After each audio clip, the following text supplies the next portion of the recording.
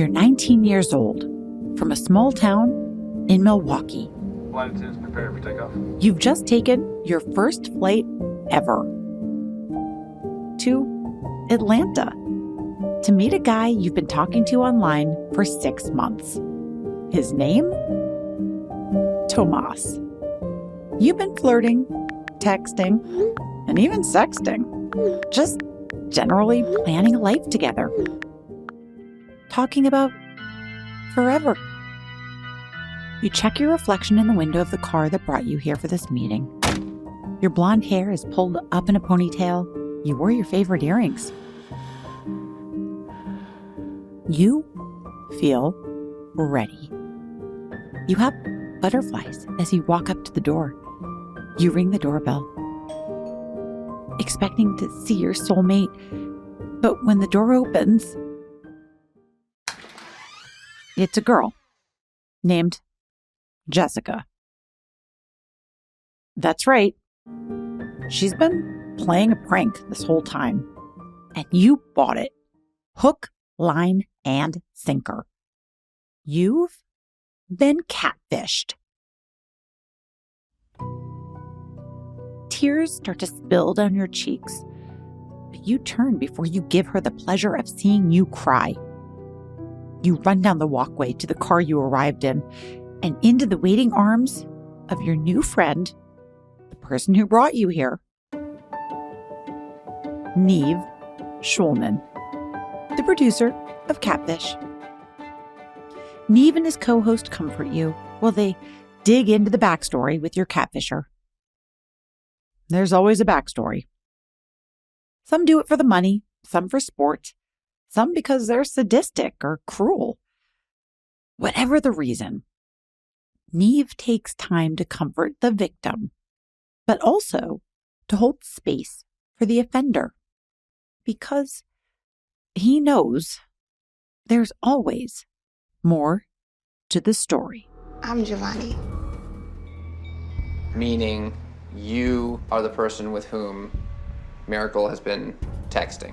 Yes. Which would mean that you're the guy on the phone that she spoke to. Yes. So together you guys created this. Not together. No. I did it on my own. When Miracle wanted to speak with a guy, I didn't know who else to turn to but my husband. Nev knows this because his career began when he himself was the victim of an online romantic deceit, and his story would become the award-winning documentary, Catfish. Hello? Hey, Megan. Hi, how are you? Your voice is not at all what I expected. I just felt like I was compelled. It just seemed like this is my story. This is happening to me. I'm not going to be passive and just sort of let it happen however she thinks or they think it should. Like, I'm going to take the reins here and get the information I need. The way Nev handled his own catfishing became the genesis of his career. His ability to hold gratitude and compassion, even amidst a chaotic, vulnerable moment in his life. And today, we'll hear a never-before-told story of how he thinks he was able to get there when the rest of us may have reacted very differently.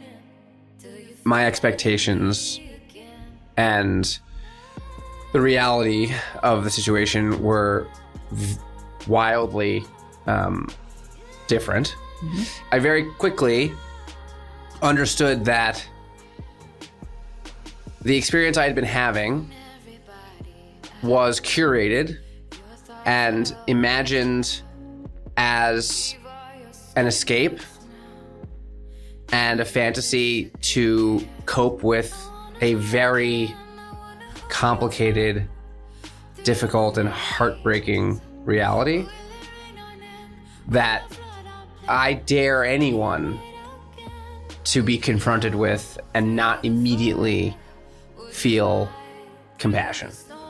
Well, I don't know that everyone would feel compassion. I still think you're amazing for that. I got to experience getting catfished and having my brother make a documentary of it at the exact right time in my life because I was ready to be compassionate. Did you hear that? He got to experience being catfished. That's gratitudeology for you. And since then, Nev has spent day in and day out helping people and holding space for their stories. It's become his life's work. And in doing so, he's taught us all a thing or two about the human experience. Join us for a chat with the incredible Nev Schulman, TV personality, producer, Dancing with the Stars contestant, marathon runner, dad, and human, today on the Gratitudeology Podcast. Will you walk through the fire? Would you ride through the storm? Will you walk on a wire? Will you save me if I fall? Will you break through the madness? Set us down where we're safe. I'll be right here waiting till you find me again. Nev Schulman, welcome to the podcast. Grateful to be here. Oh, look at you, already leaning into the theme. If Nev and I have a banter that feels familiar, that's because it is. Our families are close friends, and he's like a cousin to me. And like me, he grew up with the experience of divorce in a loving, supportive family. In fact, at one point, when my parents split up and my dad stayed in Westchester and my mom, myself, and my brother moved to New York City, we moved into a building where my grandfather and grandmother were living on one floor, my uncle and aunt were living on another, and then we were on the third. So, you know, sort of as close to a small town living in Manhattan as you can get. Jewish kibbutz on like the Right. 16th Well, floor. we actually called it so. There's a sort of well-known building on the west side called the Beresford, which I believe is on 81st. Yeah. Our building was on 80th on the east side, and because my mother's maiden family name was Barish, we called it the Barishford. Of course. So that was sort of our family joke, which I'm sure everyone listening will think is just hilarious. It's a very New York joke, and I totally get it. You could also say Nev had a very New York upbringing. The family were regulars at Lincoln Center, the performing arts mecca of the Big Apple. Stomp? Saw it off Broadway. Rent?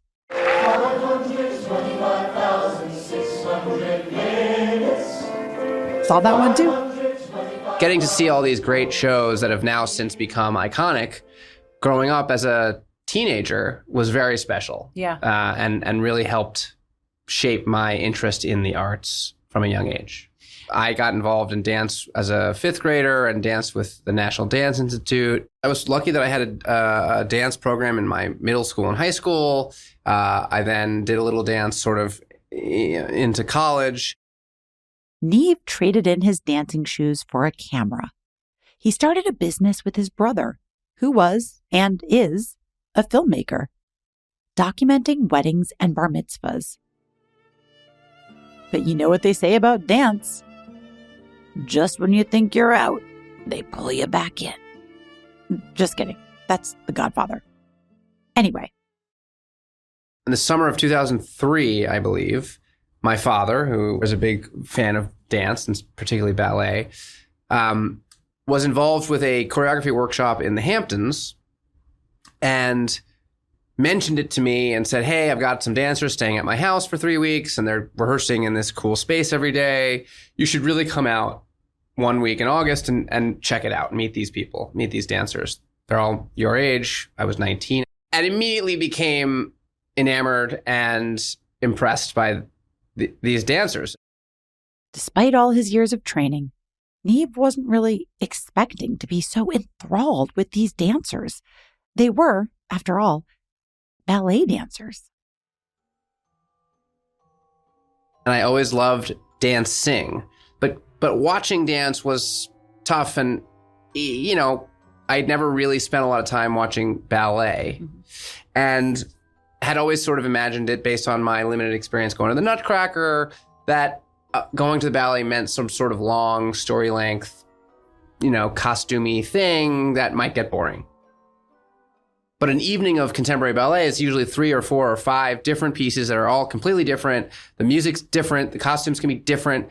And it's a real mixed bag of vibe and music. And it's very athletic. Yeah. And it's impressive and super sexy. I thought, oh my God, why haven't I been watching these people dance before? Nev quickly became friends with these dancers. He relished in being around them and their art, and soon realized he could combine his love of dance with his photography skills. And because I had all of my photography and film equipment from bar mitzvahs and weddings, I was eager and willing to lend those skills and equipment services to the dancers, many of whom were interested in doing side projects or trying to, you know, make dance films. And I quickly met other small choreographers who had companies that were trying to, you know, document events or performances. And I was so happy to provide that service in many cases for free. Yeah. Because it meant I got to be in the studio and meet more dancers and be around artists creating, which for me is my favorite place to be. Yeah. So I started doing that, and I ended up with a website for my photography, which was a combination of sort of night out in New York, pictures, and also dance rehearsals and performances. One of those photographs is in a city park. The background is industrial, or maybe it's residential. The sun is either rising or setting. What's unmistakable is that the dancers at the center of the picture are doing a graceful ballet lift, even though they're dressed like they could be having a picnic in the park. He is in a black t-shirt, strong and solid. Through her sneakers, her feet are clearly pointed, and emerging from her denim shorts are sculpted legs. The photo captures everything Nev says he loves about contemporary ballet, and it also captured the attention of an unexpected audience. We ended up putting together a really incredible film project with New York City Ballet and the Jerome Robbins Foundation and PBS to film an incredible ballet by Jerome Robbins. I took the pictures on the set for the press that was, you know, done about this project. And the New York Sun, which ran an article in the cover of their art section, used a big photo I'd taken, ended up somehow on the doorstep of a family in Michigan. And I got a message from an 8-year-old girl saying, I saw your photo in the newspaper. I love it so much. Could I please make a painting of that photo and send it to you? It was 2007, and the message came via MySpace. Had this message landed in the inbox of someone else, maybe even anyone else, the story probably would have ended here. I'd like to say I would have responded, but truthfully, I don't think I would have. But Nev was immediately charmed and saw an opportunity to encourage a young artist. I, of course, obliged. And a few days later, or maybe a week later, I get this little package envelope from Abby in Michigan with a darling watercolor version of my photo from New York Export, Opus Jazz. So then I start a correspondence with Abby, but I then very quickly hear from Abby's mom, Right. Angela, who says, hey, oh my God, I'm so sorry. Abby messaged you. Normally when she's online, she's supervised by me or my older daughter, but she found you and I hope she's not bothering you. Please let me know and we're happy to stop. And I said, no, of course, this is so charming. Your daughter's lovely. Happy to talk and support her and her art. Angela, the mother, was so appreciative, and we started corresponding. She started going through my catalog of dance photos on my website and just picking ones to do paintings of, sending them to me. Meanwhile, a new social network was gaining on MySpace. That's right, Facebook. And soon, the friend requests started pouring in. I started getting Facebook requests from all of Abby's family and friends up in Michigan. Did you think that was at all odd? It didn't seem strange to me. It seemed very wholesome. There was a whole cast of characters. There was yeah, Abby, tell who me. was 8. There was her mother, Angela, who had a daughter from a previous relationship named Megan, Abby's half-sister. There was Ryan, who was like the friend of the family, who, if I remember correctly, had a crush on Megan. Joelle, who I think was a babysitter. Angela's husband. There was someone who ran the gallery down the local town gallery. Alex was a cousin who was like sort of a bit of a troublemaker. Nev was interacting with about 14 different people. And they were all interacting with each other. It was a whole corner of the world in a very rural part of Upper Peninsula, Michigan that Nev, the city kid, had never seen, but had always kind of dreamed about. So I grew up in the city, but I have a real love for the outdoors, and any chance I've had to be outside for extended period of time, whether it's camping or on some sort of cycling road trip or whatever, I'm always, I think, my happiest in nature. And so for me, getting to talk to this family who had this life with a horse farm, and they were on their snowmobiles and they were skating on the lake, they were doing all these things that to me seemed very appealing. And they had a band, and they were making music in their garage. I mean, it was like it felt like a very cool alternate universe that I'd imagined or began to imagine could be great for me. There's something about the other that's so mysterious and glamorous. Yeah, of course. I mean, I don't think it was a fluke. I'm still dream about living on a farm. I mean, it is, I think, actually kind of where I belong. Yeah. This was just the first time I'd ever had what felt like an opportunity to maybe actually kind of touch that and taste that life. The farm life wasn't the only draw. There was also Megan, the half-sister, and Nev's peer. So over the course of the first few months, Megan and I become friends, and then she starts flirting, telling me that she thinks I'm so handsome, and I found her very attractive. And so, we then spoke on the phone a few times, and then started planning what would hopefully be our first meetup. Not just me and Megan, but always me and Abby. Mm-hmm. The idea was always to get me and Abby together. Sure. And whoever could or wanted to come would come. There was a weekend where they were supposed to drive down to come to the Nutcracker. I even think that they were going to stay with my mom. There was a whole plan. If you've seen Catfish, the TV show, you can probably guess how well that worked out. Anytime they tried to meet up, something would happen. The car would break down or Abby would get sick. Excuses we now know are major catfish red flags. But keep in mind, back then, a catfish was just a kind of fish. So all of these sort of missed opportunities and failed attempts to finally meet led to about 9 months after the first message, an evening where my brother, his friend Henry, and I were in Colorado actually filming a dance festival, and something happened that alerted us to the fact that not everything they told us was true. Despite having made a documentary about this experience and over 200 episodes of Catfish, the TV show, I can hear the discomfort in Nev's voice as he gets to this part of the story. It's clear he's choosing his words very carefully and that he's not looking to cast blame. More on that to come, but first, the flag that was just too red to ignore.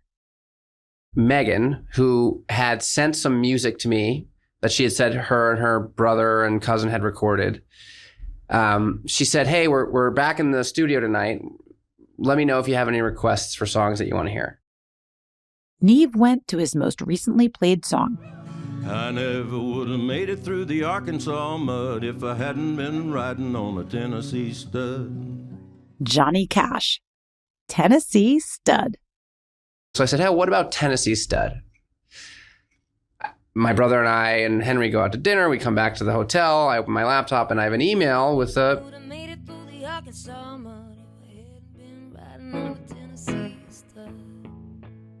And it's good. And it was almost too good.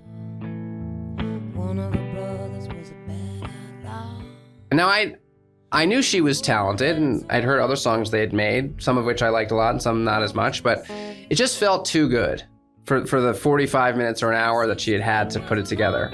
We went and thought, oh, wait, let's look this up. I think we Googled it, we didn't find anything, and then we just went to YouTube, and we typed in Tennessee Stud, and we just scrolled through page after page, all of which were men singing, until we got to, I think, the 4th or 5th page.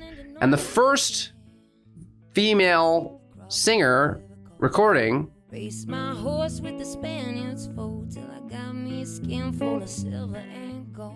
Was a woman named Susanna Schoeffel. I knew, oh my God, this is the same exact song she just sent me. She just ripped it off of YouTube and sent it to me saying it was her. So then I started going back at other things she had told me, like the horse farm she had bought. She had sent me the listing. We just closed. I never went back to the listing. Well, I went back and it was still for sale. And all of a sudden, there was this moment, sort of watershed moment where I thought, well, wait, what have they told me then that's true? If everything I'm looking into right now is, I'm finding very easily isn't true, like, this could all be a lie. And if it was a lie, why? And so rather than wait around or ask, which I started to and very clearly got pushback on, we just thought, let's just go there and show up and find out for ourselves. Nev, his brother, and his brother's friend Henry grabbed their small digital camcorders, and instead of heading home from that dance festival, they hopped in the car to Michigan. As filmmakers, and particularly documentary filmmakers, they thought we should just roll. Let's just see what happens. Let's just roll. It could be nothing. Worst case scenario, we take a trip to Michigan and it ends there. Or it could be something. I'm going to fast forward here because, spoiler alert, it was something.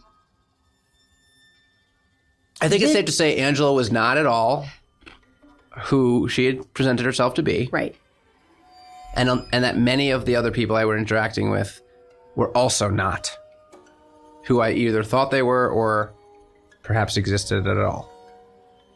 Angela, it turns out, had made all of the paintings and all of the profiles. Some of the characters, including Megan, existed, but Nev had only ever communicated with Angela.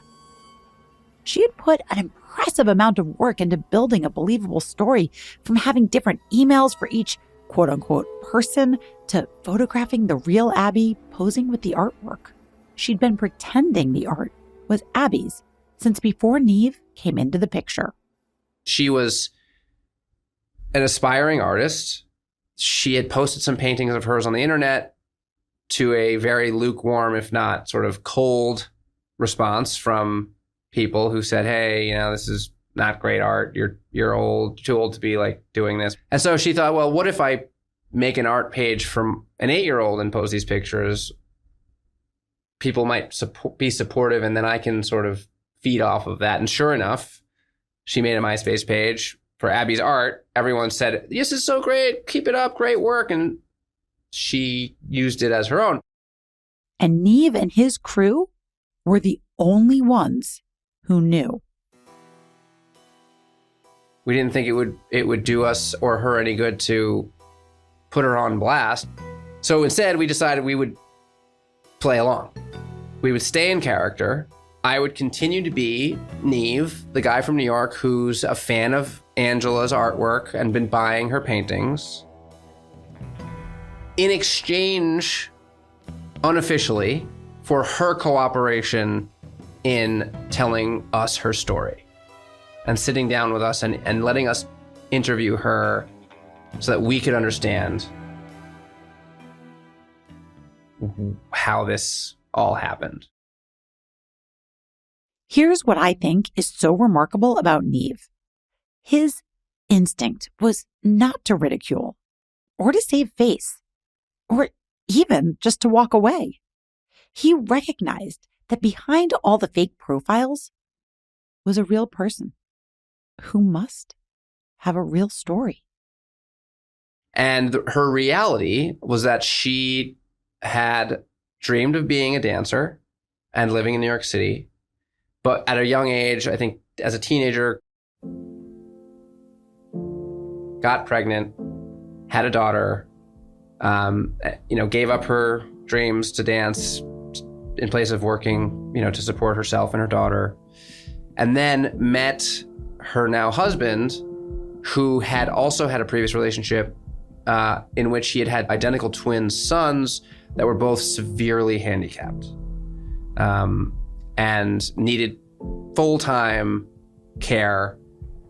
The twins weren't expected to live past 3, but they had miraculously survived. And she took on their full-time care. She became their nurse, and they required everything from being tube fed to having their diapers changed. And at this point now they're teenagers, they have to be shaved. And it was an incredible undertaking that she willingly took on, and then had a daughter with, had a second daughter with her second husband, or this husband. So she was a full-time mom and nurse and needed some kind of escape from her reality. And so she had escaped into these paintings, and she had escaped into this relationship with me.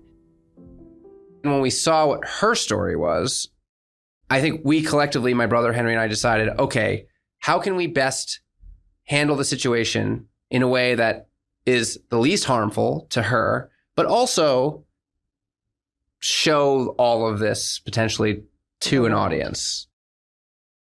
And so, Catfish was born. The story and the documentary that would add a new word to our social lexicon. It was Angela's husband who provided the inspiration. And you might be surprised to learn it was born out of great love and respect. He said, well, she's amazing. She can do everything. She doesn't just cook dinner, she makes a meal. In his eyes, she is, and I agree, just a phenomenal woman. And he then said, but, I understand she's also a bit of a wild one. And then he told us this story. The story, basically, is that fish were confined into vats on shipping boats, and they would become less delicious because of the lack of stimulation. Then some fishermen had the idea to put a few catfish in with the cod.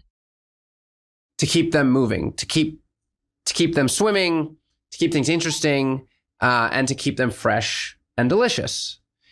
And in his eyes, Angela was a catfish. And he thanks God. This is his words. He says, I thank God for the catfish, because if we didn't have them, life would be boring, dull, and droll. Since the documentary, there have been over 200 episodes of Catfish, the TV show. On each and every one, Nev extends that same grace to the catfish. He doesn't assume bad intent, but rather he looks for the humanity, both in the catfish and in the person who fell for them.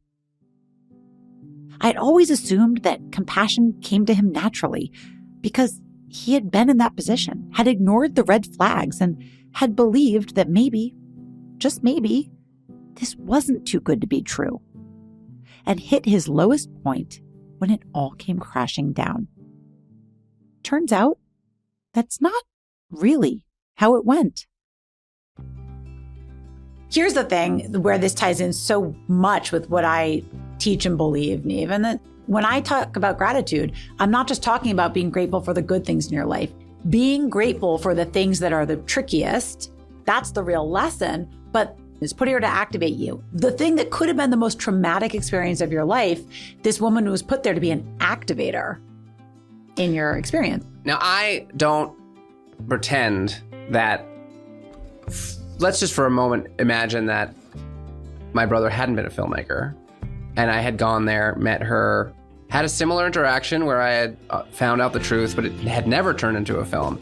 I think it would be unfair of me to say that that was a major obstacle it would have been a major obstacle in my life. Totally. But it's traumatic and it could have put you off to trusting people. Sure. It could have, which it didn't. I mean, it should have to some extent. And I'm still just as gullible and have since been deceived on the internet by someone else, in a different context. But a different sort of experience, I think, was a bit more of a rock bottom-y kind of like difficult moment for me. You want to mention it? I mean, we still have 20 minutes. Well, Wait. Nev Schulman's big life turning point wasn't being the first person to be publicly catfished, documenting it and sharing it with the world. Like I said, I've known Nev a long time, and I didn't expect this turn of events. 95% of who I was in that moment, so much of the success of Catfish is due to the way we handled that situation and how we were objective with Angela and let her tell her story, comes from earlier in my life, not much earlier actually, like only 6 or 7 years earlier when I was 19, when I got into a fight with my childhood best friend that ended in us exchanging blows and me breaking his nose. It wasn't just a small injury in what he calls terrible luck. Nev struck just the right spot to land his best friend, or rather, former best friend, in the hospital. I lost my best friend. And his brother, who was a very close friend too, and our moms had been friends, and my brother was good friends with him. My brother said he didn't really want to be friends with me or hang out with me or bring me around his friends anymore. And everybody in my immediate family basically said, okay, Nev, this is a pattern of behavior, not fighting and punching, but being out of control, not being compassionate, not considering the effects of your actions, not being super selfish, and just always creating situations that are problematic for the people around you. And we're done. And I kind of found myself totally, rock bottom, alone, realizing, wow, I don't like who I am either. What do I do? Where do I go? And so that was like the first time in my life that I ever felt like the sort of pit in your stomach, don't want to eat, sadness, loneliness, just total zero. A lot of people will hit a moment like this one and describe needing to take a good look in the mirror to make some changes. Nev, though, put in about 6 months of conscious effort in considering how his words and actions came across to others. I'd never looked at myself from anyone else's eyes. And very quickly I realized, oh my gosh, I'm an asshole. I know I'm a good person, but my behavior is problematic and hurtful and sometimes insulting or makes people uncomfortable. And I don't want to be that anymore. I got to change it. And so I spent years changing it and felt like I had finally arrived at a pretty good place when this whole Catfish thing happened, which was why it was such an amazing reward to be tested in this way and handle it exactly how I hoped I might, back when I was revamping myself. I am so glad you told that story. Thank you for telling that story. That was your activator. And even though I still, to this day, painfully regret that choice and how that stupid 30 seconds in a mall in New London, Connecticut transpired, it was an essential mistake. Yeah. For my life to have ended up the way it is. An essential mistake. I gotta say, I'm a little floored that Nev did not consider falling for someone who didn't exist an essential mistake, and maybe not even a mistake at all. But this deep sense of gratitude for a moment that's also filled with shame and regret is what made him who he is today. And he's able to take that and help so many people on his show who are going through it. I do often say to those people, hey, I went through this too, and it ended up being the best thing that ever happened to me. So even though you feel like you're at your lowest low right now, your relationship, this hopeful future dream that you've had just sort of crumbled in front of you. Now you've got to deal with losing that and also finding out you were lied to and going home to a life that is far less joyous and hopeful, but like find the spin. Yeah. Where can this now catapult you in a new direction? How does this free up time and space to pursue something else? What have you learned that you can take into your next relationship? Like there's a lot to learn. I think more to learn from failures than victories. So I was curious if we're just kind of ending on some of these lessons, lessons about gratitude into today. I think parenting can be really, really, what a dumb thing to say. I think parenting can be really, really hard. Oh, did I come up with that myself? Parenting is really fucking hard. Is it hard for you? That's so funny. But here's why it's so hard is that I think also as a working parent, you always feel guilty somewhere. And I'm just wondering, what are some of the lessons that you learned from being a dad? Well, I already knew I was an irritable, sometimes short-tempered individual who's very critical of myself and, for better or worse, the environment and sometimes people around me. But man, living with 3 clumsy mini humans will really bring it out of you. And having them completely unfiltered say things like, Daddy, how come you never smile? Or are you mad at me? You seem like you're mad at me. Really makes you, you're living in a house of mirrors with kids. Any feeling you have, your kids pick up and they tell you they're picking up. And you realize those are not feelings that you want to be having, and certainly not ones you want them to be having. And you have to figure out how to not, it's hard. I mean, it's amazing how many moods and feelings you can have with your kids throughout the course of an afternoon. You have a beautiful relationship with your wife. I do. How do you guys keep gratitude front and center? Well, I thank her a lot. Not because she wants me to, or even, I don't even know if she necessarily likes it. I just feel very grateful to her and for the role she plays in our lives. And because I know how hard it is and how much patience and humor and unconditional love she brings to our kids.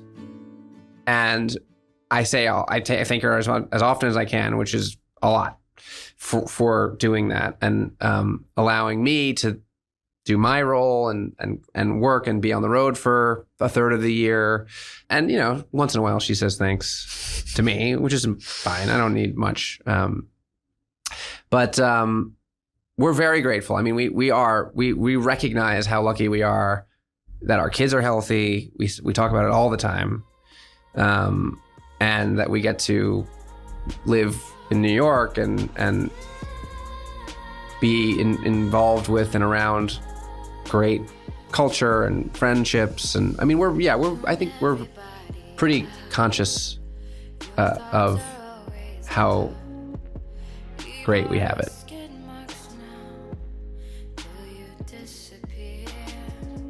And there you have it. A story that starts and ends with New York City. But who knows? Maybe Nev and his family will find their way to that farm life another way. And if they do, I just hope they choose to document those adventures too. Nev Schulman, thank you so much for being here. That's all for today. Remember, if you like what you heard, if it impacted you in any way, and if you think it's a message other people in your life might like to hear, I'd be so grateful if you'd give me 5 stars, leave a quick little comment. Those things really help. And share this podcast with your friends, either on social media or just word of mouth. I'm on a mission for us all to help each other focus on expanding our attention towards what's good in the world rather than focusing on what's bad, one person at a time. If we all did that, even to our own little sphere of influence, the world has the potential to be a much more radically awesome place. Stick with me, friends. I've got your back. We're in this together, and it's a great day to see the greatness in the day. See you next time. The Gratitudeology Podcast is written, executive produced, and hosted by me, Jamie Hess. Sound design and studio production by Gotham Production Studios. Our theme song is Maze by Hills, sung by Nadia Ali. And don't forget to follow us on Instagram at Gratitudeology.